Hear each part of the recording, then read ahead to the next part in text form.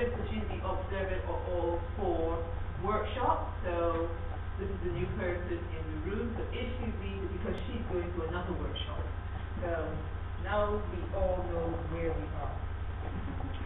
Right, now towards the end of the last session, the rapporteur made his first contribution. He talked about opportunities for migrants.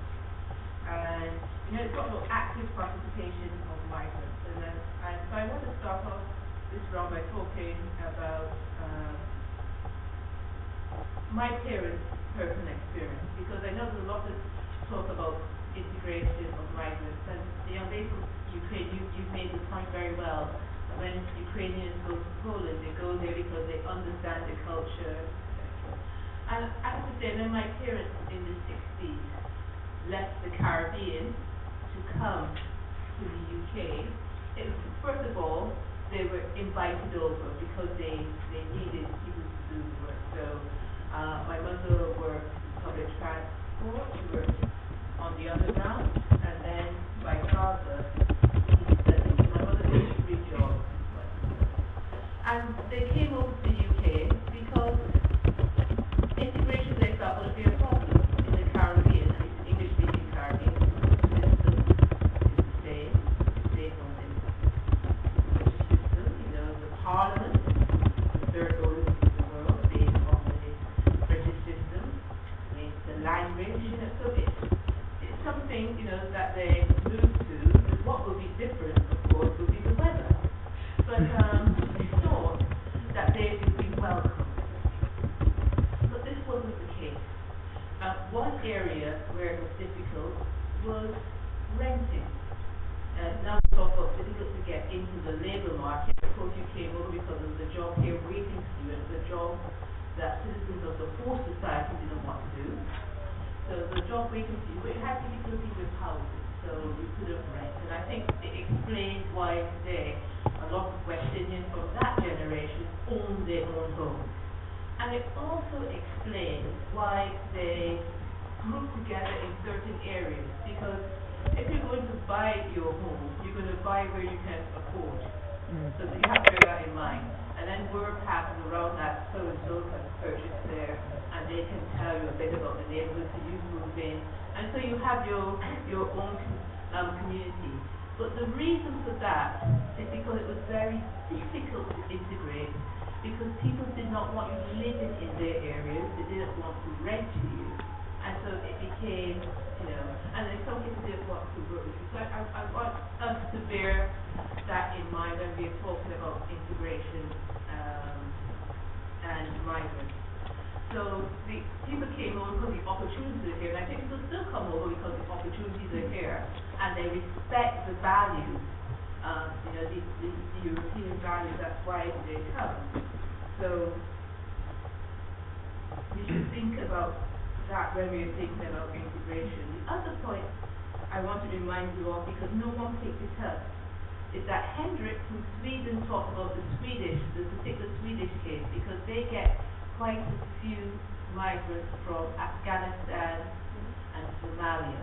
And so there's an issue in terms of integration having to deal from a health perspective, you were saying. And he was asking if other member states have dealt with that issue, and it's your point about, best learning from best practice, what has happened elsewhere. So if anyone has any examples around this, please don't forget Hendrik's request for about whether there's an issue, a health perspective, which you have to deal with.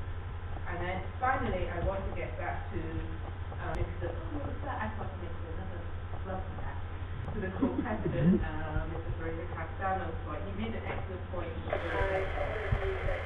about the conjunct I'm trying to think of a simple English word now to English, but how do we, the trade-off, because on the one hand you have the demographic context, that you're getting older, so you need to open its doors to legal, immigration, to encourage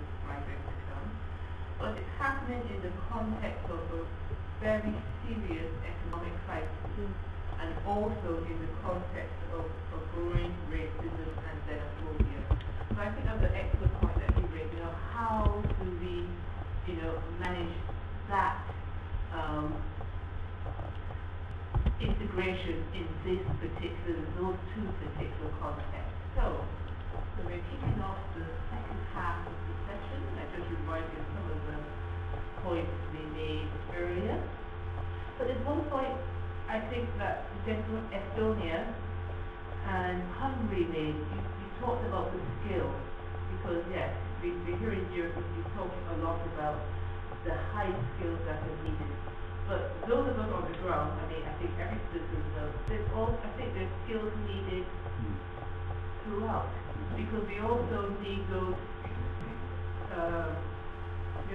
skills because people are not going for those jobs. So those are the skills for those who are very low skills, as it said. So it's a job others don't want to do, and the treatment that they get. And then this is your point about employers exploiting that, because they tend to be an extremely, it's not only honorable work, it's very low paid work.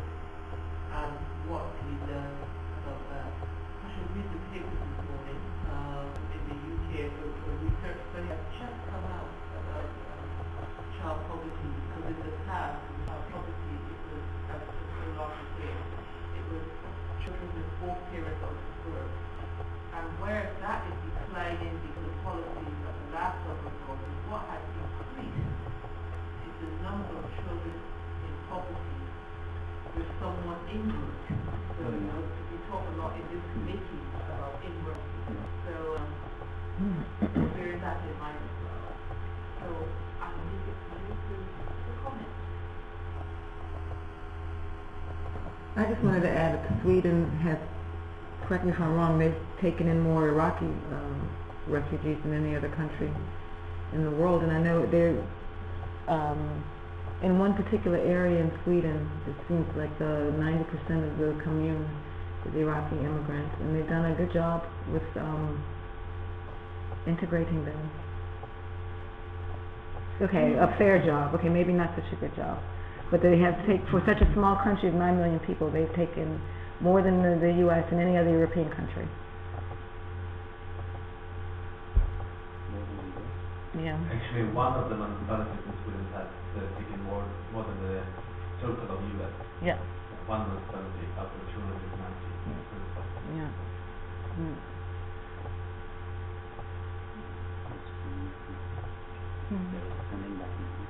Are they sending them out?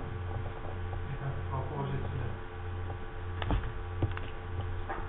dat is die gelegenheid dat het gaat zo even makkelijk dit is wel een Beispiel Schweden op zich. Gute Arbeitsberichte haben halt die Irakis zu integrieren, ja oder nein. Mein Verständnis ist, dass Schweden ziemlich spät angefangen hat, überhaupt Asylanten aufzunehmen, Anwerbung anzuwerben. Die anderen Länder, also ist nicht mein Verständnis, aber später auf jeden Fall als die anderen europäischen Länder. Und die anderen europäischen Länder, wie auch Deutschland, haben sehr, sehr spät angefangen, wirklich zu integrieren. Da sind massive Probleme schon entstanden. Das ist vielleicht eine These, dass wenn wir reden über diese Thematik jetzt Active Participation of Migrants, dass es vielleicht für die Migranten selber einfacher ist, sich aktiv zu beteiligen und zu gucken, was eine Gesellschaft will von den Migranten selbst, wenn das dann ziemlich spät anfängt, jetzt erst auch solche Leute zu integrieren.